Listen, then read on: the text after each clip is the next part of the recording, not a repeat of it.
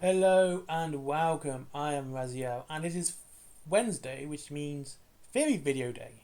And obviously, it would sound better if it was Theory Thursday or something, but I can't be to have any of that nonsense. So it's Wednesdays.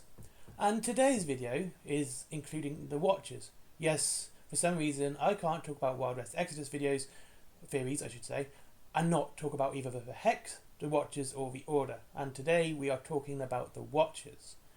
And more specifically, why aren't they more common in the dystopian age?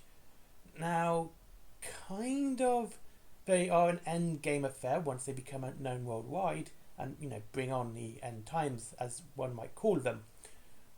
But they would be everywhere. We know the Watchers are watching the planet Earth from space, from orbit. We know they come down and they infiltrate everyone and, spy and gather information and all that stuff, and especially any race or species that is particularly technologically advanced, they do get somewhat involved in them. However, they are a major faction within Wild West Exodus, but are missing from dystopian wars and are likely not to appear in Armoured Clash. Why is this? Why is this major faction missing from those two games? 2 out of the 3 games for the dystopian age.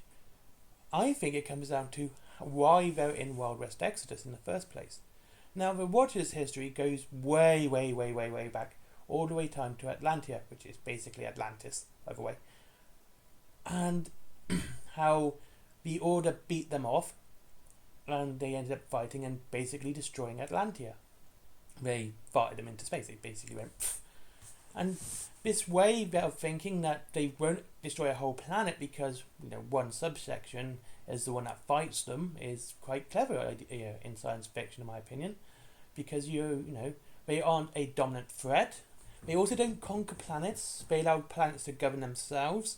They are autonomous in their own beings. They don't actually conquer planets. They just give and share. It's like trading, more like a trade federation rather than an actual government or hegemony. And they do expect that species to bring something to the table. And with humans, they believe it's their inventiveness and how they can create things from pretty much nothing. So that's...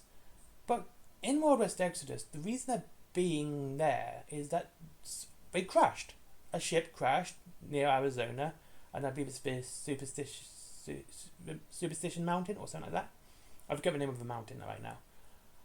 And so such a loud bang would be very obvious, and obviously people would come and just see him and understand them, try and explore them. And that means their cover of this ship in particular was blown. They've been found out. And Watchers being the more peaceful kind of, I don't want to say conqueror, but conqueror is probably the best word at the moment I can think of, didn't strike first. And seeing as they didn't strike first, it's a good job. The Union or the lawmen who went out to discover this didn't fight back either. They didn't know what each other had and how good they were. Now the Watchers might have an idea what the Union had, but there you go.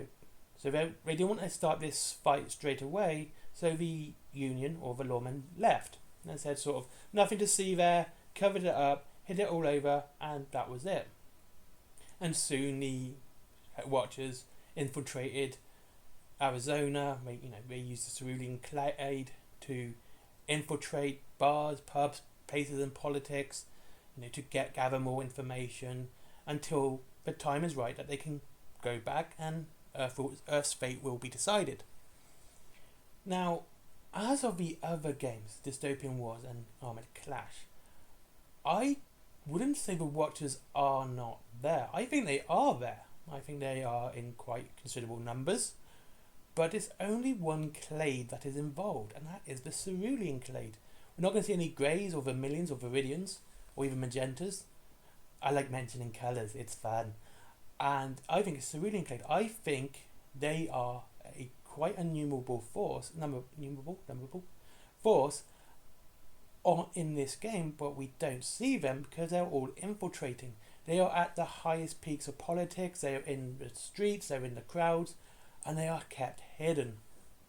They're not going to make the same mistake that they did with Atlantia when the Ceruleans, uncovered themselves, and people went, "Wow, why isn't this a big?" And they were like, "Why isn't the people here more scared of you? This is a massive cultural shift. They should be at least wary." But the Cerulean Clade was quite welcome in the Atlantean community, and then they discovered it was the Hex that was also helping them, and that's one of the reasons they destroyed Atlantia. So they would be more mindful of the situation and not allow any Cerulean to give their position away without the penalty of death. It would be too important for them. The other thing is the policy of non-interference. They don't like interfering with species. They like to spy on species. They like to get into positions where they can gain more knowledge without actually doing anything to counter what the species is doing. So if they get into a position of power, they would act like a human would in that position of power. It wouldn't be about bringing the Watcher hegemony to the planet. It would to keep it up and not interfere. And I think this is the thing. This is the big thing. It's this policy of non-interference is why we don't see them in the other games. Because when we start seeing them in other games, they're starting to interfere with the species. Where, like if one of their ships got shot down over Africa for armoured clash, we would soon see the humans reverse engineering that ship and therefore improving their own technological state and pushing them further the evolution line than the Watchers would think they would be. They do take almost every situation into account here, and that's what makes them so fun. So they would definitely have Watchers in every country, most definitely. And they would all be infiltrators, and that would be it. They would not reproduce with the humans because of, again, evolutionary interference, when DNA mixes. So they would probably be in these positions where they would seem untouchable, that you wouldn't want to date them or something like that, or fall in love with them. They would probably have this very cold exterior where, it's kind of off-putting to talk to them. All of this is a guise to make sure that they don't interfere with the human race. That's all it's ever going to be. And the only reason they're in the Wild West Exodus is because they crash-landed there. That crash-landed, like I said, would have made a big bang, drawn a lot of attention, which the Watchers definitely didn't want, and was probably called off as a one-off. And like I said, the Lawmen or the Union or even the Enlightened would have covered it up. The Order wouldn't really bother. The Hex would try and corrupt them, but the Hex likes keeping itself concealed so it would maintain its use, the humans, for their usefulness.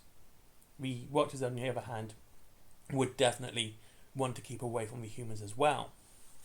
But once they've been spotted and the attention has got to them, they would have to try and blend in and try and be part of society without being overly unambiguous.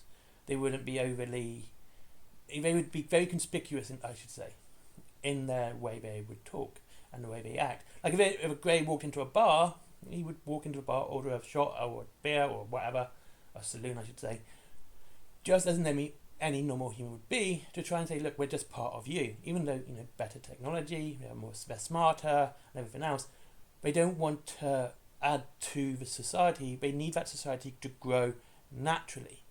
And this is why we don't see them in the other games. Anyway, thank you very much for watching. I hope you enjoyed this other theory video about the Watchers. And it's quite interesting. I like the Watchers. They're fun. And if you wish to see the Watchers models, they are on Wayland Games. Links in the description. I do get commission. And you get free delivery after £20. There's Forbidden Planet for comics, DVDs, mangas, toys, plushies, all that cool stuff. There's my merchandise comics as well. My merchandise and comics, so t-shirts, stickers, etc. And my comics if you want to see Little Red Riding go ham on Cyborg Werewolves. Skyforge, if you like trading card games, especially Pokemon, go give that guy a click, give him some love. He's a good friend of mine. And finally, Patreon, because business. Bye-bye.